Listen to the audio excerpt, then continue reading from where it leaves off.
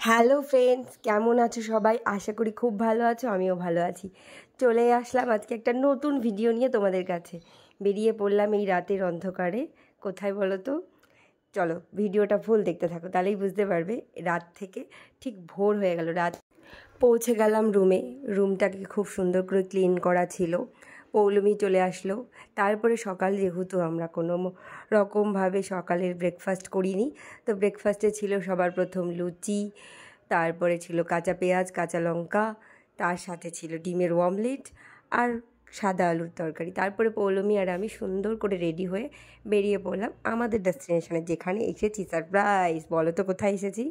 চলো সবার প্রথমে আমরা রেডি হয়ে কোথায় যাচ্ছি সেটা দেখো। খুব সুন্দর করে রেডি হয়ে আমরা রাস্তায় বেরিয়ে পড়লাম। রাস্তাটা কি খুব চেনা লাগছে? দেখো তো, আশপাশটা কি খুব চেনা লাগছে? কোথায় এসেছি তাহলে আমরা? আমি আর পৌলমি কোথায় আসলাম? সত্যিই তো কোথায় আসলাম।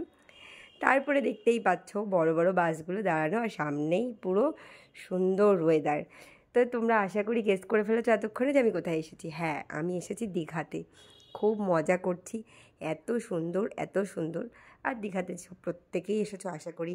আমাদের বাঙালির মধ্যে দীঘাতে আসেনি এমন খুব মানুষ কমই আছে। তারপরে পৌলমি আর আমি একটু ভিডিও শ্যুট করে নিলাম, ফটোগ্রাফি করে নিলাম। তার মাঝখানে সমুদ্রের যে এত সুন্দর ওয়েদার, সেটাকে উপভোগ করছিলাম। আশেপাশে প্রচুর মানুষ ছিল।